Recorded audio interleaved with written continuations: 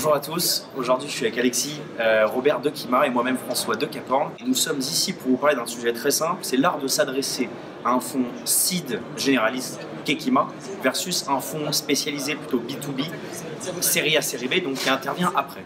Le but du jeu dans cette vidéo, ça va être évidemment de donner des arguments tant sur le fond que sur la forme, mais surtout de vous donner une version officieuse de ces arguments, des exemples concrets et pas simplement vous parler, vous rabâcher qu'il faut une équipe complémentaire ou une taille de marché immense. Donc on va essayer avec Alexis de vous donner quelques inputs. Est-ce que tu veux bien te présenter déjà, Alexis? Ouais. Donc, je suis Alexis Robert, je suis partenaire chez Kima depuis 3 ans maintenant. Kima, c'est le fonds d'investissement de Xavier Niel, tout l'argent vient de Xavier Niel et on investit dans 2 startups par semaine. On est le plus gros business angel au monde. Hyper clair. Écoute, nous, Caporn, fonds série A, série B, B2B digital, avec plus de 180 millions d'euros sous gestion, donc on arrive un peu après vous. Rentrons dans le concret, là on va parler de fonds. Donne-moi, si tu le veux bien, Alexis, 2 arguments ou 2 principaux focus. Tu me donnes d'abord la version officielle et après tu me donnes plutôt des exemples concrets qu'on puisse se dire qu'est-ce qu'il faut montrer, qu'est-ce qu'il faut avoir quand on rencontre Alexis ou en tout cas Kima. En fait, nous, on regarde principalement 2 choses chez Kima Ventures. On regarde premièrement la capacité d'apprentissage et d'exécution du fondateur. Le deuxième, c'est l'appétence qu'on a sur le marché, sur le produit. Vas-y, pour ces 2 premiers exemples, notamment sur le premier qui est plus lié à l'équipe, comment concrètement tu le jauges ça? Donc en fait, au début, nous, on investit vraiment early stage, en seed. On a très peu de data, on a très peu de metrics. Et en fait, on essaie vraiment d'analyser le fondateur et le fait que les fondateurs ont faim, qu'ils ont vraiment faim d'exécution. Du coup, on regarde leur rapidité d'exécution, leur rapidité d'apprentissage. Comment est-ce que ça se présente en pratique? C'est qu'en fait, on pose le maximum de questions aux fondateurs sur les raisons pour lesquelles ils montent une boîte, sur l'historique, sur plein de choses. Il y a plein de choses. C'est exactement comme les recruteurs. Au bout d'un moment, quand vous êtes recruteur, vous voyez plein de personnes et il y a certaines choses qui se dégagent, certains patterns qui se dégagent sur le type d'employé que vous allez recruter. Là, c'est pareil sur l'entrepreneuriat. Nous, chacun, chez Kima, on voit 10 entrepreneurs par semaine et on a certains patterns d'équipes qui se ressortent et on arrive comme ça à voir à quelle rapidité ils exécutent, à quelle rapidité ils apprennent et à quel point ils ont faim. Ok. Sur le deuxième argument qui est plus lié au marché, donne-nous une version un peu plus concrète. Ouais. En fait, c'est quelque chose où nous, en interne chez Kima, donc on est 4 personnes, chacun a un peu ses endroits de prédilection. Donc on se repasse en fait les dossiers dans la team parce qu'on sait à peu près qui aime quoi dans la team. Et après, il y a des sujets sur quoi en fait, la team n'a pas vraiment d'appétence sur le sujet, à ce moment-là on passe. Donc il y a un travail de screening en amont qui est hyper important. Ça on y reviendra dans un autre épisode, mais effectivement c'est hyper important. Nous, pour te redonner un peu la version d'un fonds qui arrive un petit peu après vous, on a évidemment plus de chiffres que les chiffres que vous n'avez pas encore puisque vous êtes cible. On va regarder concrètement 3 choses. Le juste avant, le juste après et la fin. Le juste avant, tu sais, tout le monde parle de traction commerciale. Concrètement, nous, ce qu'on regarde, c'est l'attraction dans les 6 à 9 derniers mois et voir vraiment si sur des business, par exemple ça, tu as une croissance à 2 chiffres qui s'accélère. Nous, on a un business de momentum et le but du jeu, c'est d'arriver au bon moment. Et donc, c'est dans ces 9 derniers mois qu'une grosse partie de l'analyse se fait. Le juste après, c'est le fameux business plan dont tout le monde parle. Nous, concrètement, on voit des business plans à 4, 5, 10 ans parfois. Le but du jeu, ce que je vais regarder, c'est les 12 prochains mois.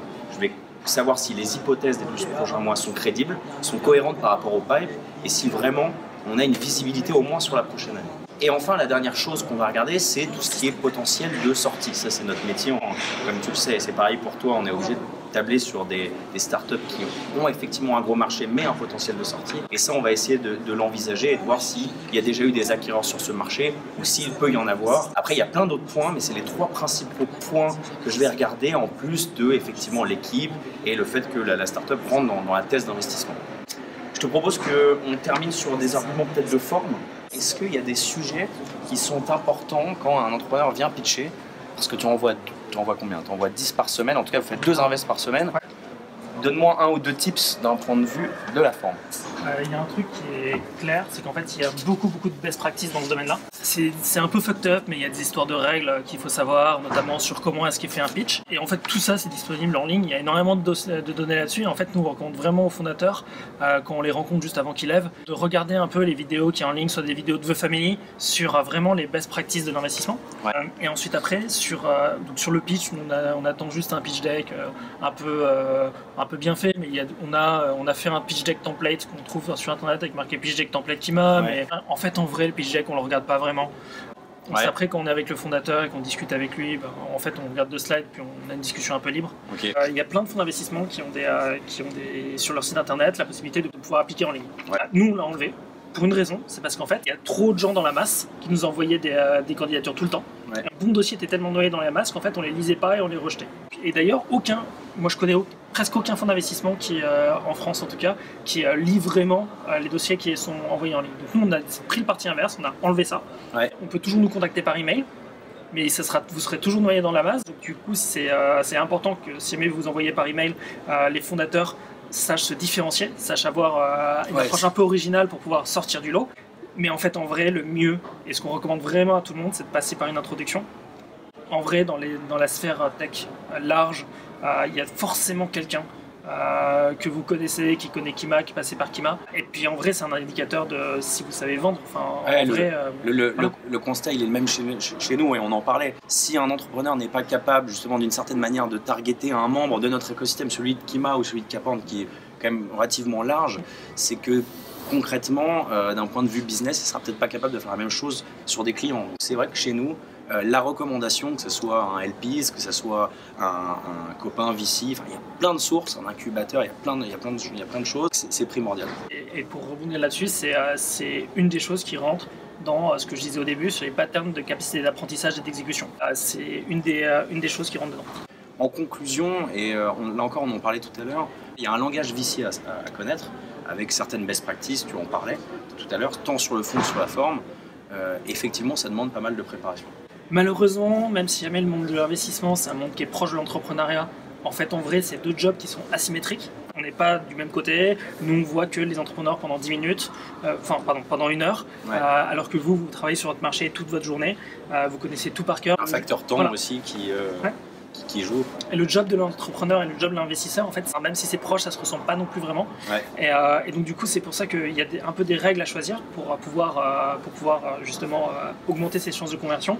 Mais en fait, c'est exactement comme l'entrepreneuriat même quand vous vendez. C'est un exercice de sales. Et vous avez des cartes en main. Dans ces cartes-là, il y a les règles de l'investissement. Et en fait, le rôle d'un entrepreneur, c'est quelqu'un qui disrupte tout, mais qui réussit quand même à, en utilisant les cartes qu'il a en main, jouer ses cartes en main intelligemment pour réussir à avoir ce qu'il veut au final. Ok. Je ne sais pas si je suis clair. C'est très clair. En tout cas, c'est très clair pour moi. Merci Alexis pour ces quelques inputs et on se retrouve pour un prochain épisode.